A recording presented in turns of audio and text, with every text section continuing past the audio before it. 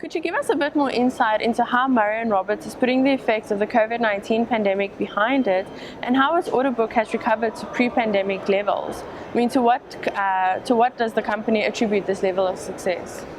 Yeah, so I think from an operational perspective, a lot of the protocols and so on that we established very early on in the pandemic have served us well.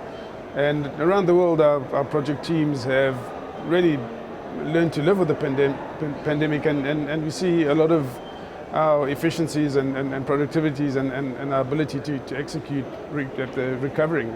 I think we've also been in a position where we've had quite a bit of support from our clients, from the mine owners where we execute projects. So that's assisted us to recover from an operations perspective. And we're definitely seeing an easing up in the supply chain issues that we've had around equipment parts and that sort of thing. From an order book perspective, during the pandemic time, most of the mining operators, were really protecting their balance sheets, trying to conserve cash. So not a lot of investment happening during that time, and our order book did run down sort of over the first 18 months of the pandemic. But certainly over the last 12 months, we've seen quite a big resurgence in investment, and it's almost as if a lot of the mine owners are now trying to catch up on investment that they missed out on. So we've seen quite a significant growth in our order book now, and right now the order book is sort of back to pre-pandemic levels and is continuing to grow. So I think we have now entered a period of some really good growth that we see. Fantastic, thank you. There is obviously some scope for the company to grow, both in South Africa and the rest of Africa. Could you talk to us a bit on how this year's mining in Indaba will assist the company in putting out new tenders and projects for these regions? Yeah, so for us, attending the Indaba, we get to engage with clients, prospective clients. We attend the presentations that take place. So this period assists us in getting information to build our future pipeline. I think the fact that we have a presence here and that we have an exhibit gives us an opportunity to exhibit our capabilities and share with prospective clients and there are people, a lot of people out of Africa coming to the Indaba. People that just walk past the stand and engage with us and learn more about our very good suite of capabilities. So it's a really good marketing platform for us. Yeah, fantastic, thank you. A recent release actually stated that the M&R order book now totals over 22 billion rand, which is sharply up from the 17.9 billion from a year ago. This obviously bodes well for future prospects if this trajectory continues. Could you therefore talk to us on some of the new projects that the company is potentially bidding on?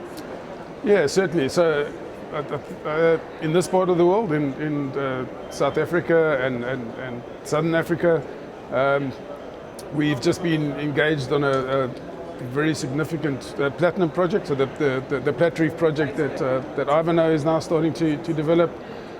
We've been engaged to do the underground development there, and we are also now been identified as the preferred contractor for the sinking of their main shaft. We've also been tendering on work for Impala and ARM at Two Rivers, for Burnstone for Sibanye Gold, and then there are a number of projects that we've basically keeping an eye on in terms of the pipeline. So projects like Impala's Marula, ARM's Bokoni mine, some developments in the Northern Cape, Finch doing an extension on their underground, some possibilities of Orion starting to develop their assets that they have in the Northern Cape. So it's quite an interesting pipeline in South Africa, and South Africa has now finally started waking up a bit and starting to the mine owners in South Africa are starting to invest. Further up into Africa, we're keeping an eye on Zambia and the developments there, and hopefully those mines become really properly active again. I think there's a huge amount of investment required into those mines. So we're keeping a very close eye on what's happening there.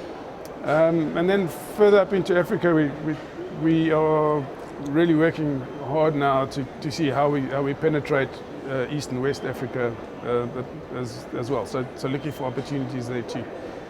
Great.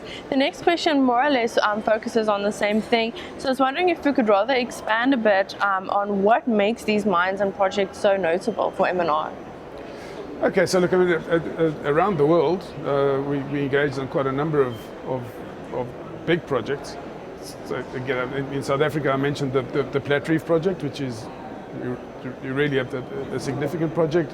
We're also doing the underground development for Venetia mine.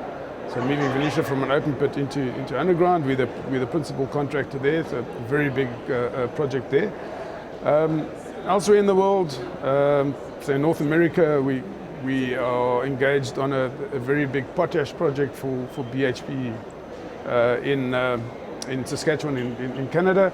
We're doing a big shaft sinking job for Glencore in Sudbury in Ontario, and we are engaged on a big project for Rio Tinto just outside of Salt Lake City at the Kennecott Utah copper mine. In Australasia, we've also got a big job with Newmont at the Tanami gold mine, where we're doing vertical hoisting infrastructure for them. We have a really big project in Indonesia where we do a lot of work for Freeport. We've got about 1,200 people on that job. And then in Mongolia, we're working with Rio Tinto to sink some very important ventilation shafts for their Oyu Tolgoi mine. So I think what makes these projects significant is that as I've been mentioning the names of the mine owners, it's all with the major mining companies. They're all huge long-term operations, and they're all pretty much focused they're all pretty much in the future-facing commodities. So commodities like copper, nickel, potash, PGMs, and a bit of gold. So all of those commodities should be pretty strong over the medium term, so the next 3 to 5 years. So that makes them very good projects for us to be involved in. Great. That's it for the specific questions. Is there anything you'd want to add or highlight?